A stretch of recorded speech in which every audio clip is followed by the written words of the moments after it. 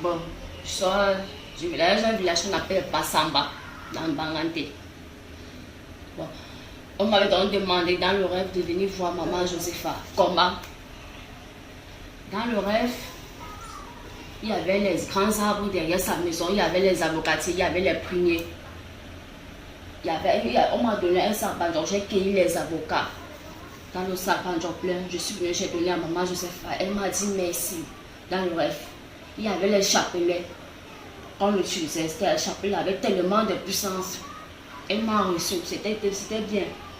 Bon, j'ai donc encore repris, j'ai demandé à Dieu que Seigneur, si tu veux réellement que j'aille voir maman Josepha, redis-moi, tu me répètes encore. Je rêvais comment maman Josepha est habillée en tenue, comme si c'était un prêtre dans le rêve. Elle partait dans la maison de ma grand-mère. Parce que la personne, l'origine de mon problème vient de ma grand-mère. Elle partait chez ma grand-mère pour combattre. J'ai donc dit, ok Seigneur, comme tu as parlé ainsi, j'ai compris. Je vais aller là-bas.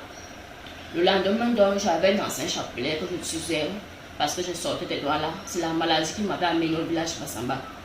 Le chapelet donc que j'utilisais depuis ce doigt-là, j'ai donc sorti le chapelet dans le sac. Je me suis mise à prier avec ça. Moi, j'ai senti la puissance, donc ça avait reflété sur moi. J'ai donc dit, ok Seigneur, comme c'est ainsi, je vais aller chez maman Josepha. Je ne connais même pas moi la maison, je ne connais pas la route. Bon, je vais arriver. Seigneur, oriente-moi, dis-moi comment est-ce que je vais arriver, je vais faire. Je suis donc arrivé.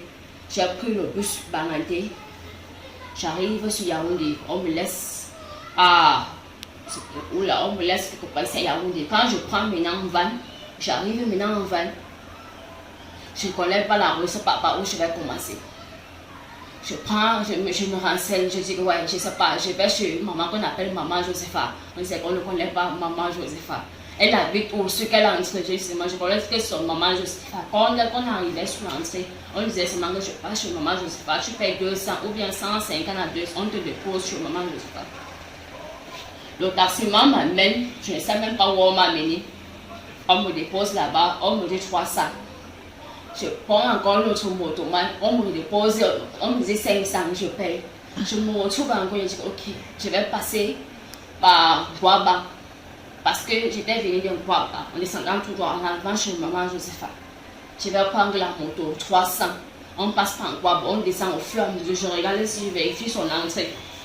On avait pris le motoman. Le motoman m'avait demandé, est-ce que tu es sûr que si on descend, tu vas voir la maison de... Je dis que je ne veux pas, si je vois l'entrée. Je vais demander chez maman Josepha. Première entrée, deuxième entrée, troisième entrée, native. Ça n'avait pas pris. Le motoman était fatigué. Il m'avait déposé que maman, je suis fatiguée. Je lui ai donné son argent. Je reprends encore un autre motoman, je lui explique encore mon problème. Je ne connais pas la maison de la personne, mais je connais seulement le nom de la maman. Elle s'appelle maman Josepha. Le second motoman m'avait posé la question, qu'est-ce que la maman l'a fait? Je lui avais expliqué dans le rêve, je lui avais expliqué que c'est Dieu qui m'a demandé d'aller là-bas. Donc je ne connais pas sa maison. Bon, comme je causais avec ma cousine, c'est la vie que j'habitais, ce qui m'a fait connaître maman Josepha. C'est parce que c'est 4 ans aujourd'hui. Comme j'étais venue chez maman, je suis venue là une seule fois. J'étais vraiment de passage parce que ma cousine était ici avec sa maman. J'étais de passage. Salut. Bon. Quand le motoman me dit, ouais, qu'est-ce qu'il fait qu'on passe? Il me dit, donne-moi le numéro de ta cousine. On appelle. Je lui dis que ouais, quand j'appelle ma cousine, elle décroche. Elle ne décroche pas. Il me dit, on dit, ok, comme c'est comme ça, il faut.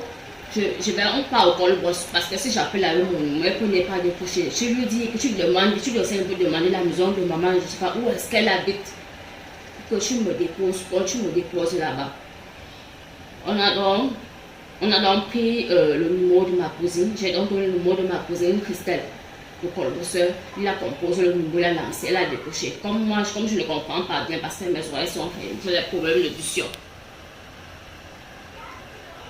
Le motoman me dit que, le motoman m'avait dit qu'il ne peut pas causer avec elle. Pourquoi? Parce qu'il va demander que vous c'est qui. Je lui ai dit ok, donne-moi dans le téléphone. Si elle refuse, là Dieu saura qu'on doit m'aider. Même s'il faut que je dorme, je rentre même encore, je peux ne pas je vais dormir vers la boulette. Le lendemain, je vais continuer jusqu'à ce que je vais arriver.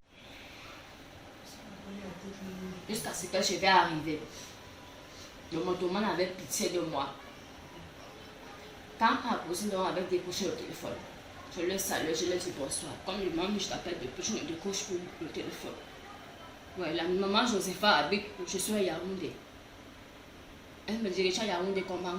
Pour aller là-bas, on l'appelle là-bas, on la dit. Je lui ai dit que, ouais, dis-moi, là où elle a dit, donne-moi le nom du quartier. Je vais arriver, je vais lui expliquer. C'est Dieu qui m'a demandé d'aller là-bas. Moi, mais je ne sais pas comment j'ai fait. On m'a tout simplement dit dans l'oreille, va chez maman Josepha, va voir maman Josepha. C'est où elle me demande de rentrer en bas. Le motoman me dit que là où nous sommes, là, c'est loin. C'est où il me met dans un taxi. Vous étiez où? Vous étiez où? Tu étais où? J'étais où? On était au niveau de Guaba. On était au niveau de Guaba. Parce que Christelle lui a dit le quartier où maman habitait. Le taximan m'a déposé sur l'entrée. Et j'étais contente seulement chez maman Josepha. On me dit 200. Je me dis, par exemple, 200, j'ai dépensé combien? C'est 200 francs. Quand on me dépose devant le portail, quand je sonne, le gardien sort. Je lui dis que bonsoir, je cherchais maman Josepha. Le gardien me demande d'attendre. Il est allé appeler la fille de maman Josepha. Elle est venue, elle m'a donc posé la question. Je suis entrée, c'est comme ça. Après avoir me posé la question, je suis entrée. J'étais contente. Avant que le gardien ne vienne appeler la fille de maman Josepha, non seulement je me suis possédée, je me suis mise en joue devant le portail de maman Josepha. J'ai tellement pleuré, j'ai rendu grâce à Dieu, j'ai dit merci à Dieu. Parce que non seulement je ne connaissais pas la maison, mais il m'a conduit. Malgré mes dépenses, les difficultés, il ne m'a pas délaissé. Ça veut dire que je suis avec lui. Je me suis mise devant le portail à prier avant d'entrer. Bon, la suite de mon problème, c'est que quoi? C'est ma grand-mère qui a l'origine de mon problème. Elle s'appelle Janto Pauline. Elle habite dans un village, au village qu'on appelle le Passamba. Bon, la nuit, quand je dors quand je dormais la nuit, je dors avec les serpents, je me retrouve avec les serpents. Comment je suis en train de travailler avec les serpents, on travaille. Je me retrouve en brousse, je joue avec les serpents, on se balade, on court, on part un peu de partout, on partait un peu de partout. On me faisait travailler. Des fois, on faisait faire fuir les œufs avec les mèches, on me donnait, je mangeais. On me visait les cailloux. Mes pieds me faisaient mal de pas, ça chauffait, ça gonflait, ça enflait. Je voyais comment les serpents m'entouraient chaque nuit. Des fois, il y a les moments que je dormais le matin, j'étais complètement fatiguée, je me sentais fatiguée. On dirait que la nuit, je passais encore le temps à travailler. Bon. Comme à l'époque, ma maman était à Douala. Après la classe de terminale, elle était allée à Douala. Elle avait rencontré mon père. Elle m'avait donc conçu. Après l'âge de 3 mois, le papa était mort. Après 3 mois de naissance, elle n'avait pas ce qui allait. Elle habitait chez ma tante qui est sa grande soeur. On lui menaçait, elle travaillait beaucoup. Bon, la grande sœur de mon père maintenant lui est pris, elle est venue chez elle. Le petit frère de mon père, de mon défunt père, est venu le chasser. C'est comme ça qu'elle se retrouvait chez ma grand-mère qui a l'origine de mon problème. Elle a commencé à lui menacer, qu'avant que maman les quitte, que c'est elle qui lui menaçait. Le conseil qu'on m'avait donné, on m'avait dit que c'est parce que ma maman avait refusé le vampirisme dans le ventre. C'est pourquoi on a eu ma maman, c'est pourquoi moi-même on m'a eu jusqu'à nos jours. Donc j'étais dépassée. Qu'avant cela, on habitait la maison ensemble. Quand on dormait sur le lit, je dormais avec elle. Elle se collait sur moi, elle me serrait tellement beaucoup même. Je me recule, je m'incline, elle est sur moi, elle me collait. C'est bien bon après que j'ai constaté que parce que j'avais tellement les couches de nuit. La nuit, quand je dormais, on couche avec moi. Le matin, je lui dis que j'ai eu les couches de nuit. Elle me demande que prends la cendre. Prends la cendre. On part derrière, je prends la cendre aussi. Comme elle a dit, je pars derrière, je souffle. Elle dit que c'est lui ou ça lui qui a couché avec moi. Que la cendre là, où ça lui fait quoi, ça rentre sur la personne. Je souffle aussi. Bon, elle me dit que je suis malade, c'est parce que je sortais avec un homme, un wadjo. Que c'est le wadjo qui m'a lancé la maladie. Je lui demande que mais je sortais avec le wadjo comment? J'ai eu à coucher avec le wadjo pour voir cette maladie. Elle me dit qu'on va travailler parce que c'était une voyante, qu'on va travailler. Bon, maman, un jour, je suis assise, elle était en train de travailler avec les écosses. à l'entrée de la maison, il y a eu un serpent qui est sorti, un gros serpent long qui est sorti au grenier, tombé devant elle. Subitement, elle est entrée, voulant entrer dans la chambre de ma mère. Quand je prends aussi la vache pour tuer, elle camouflait, elle couvrait le serpent. Que non, non, non, non, non, non, tue pas le serpent. Non, non, attends, attends, attends, attends. Le serpent entre dans la chambre. Quand maman est dans le de chambre, je lui avais dit que ouais, il y a un serpent qui entre dans ta chambre. N'entre pas, ne dors pas là-bas. Je demandais à la maman comment elle faisait la vision. Au départ, elle nous embrouillait. Ouais, est-ce que le serpent est sorti de sa chambre? Elle me dit que oui, le serpent est sorti. Le serpent est placé. À partir de plus, il n'y a plus de serpent.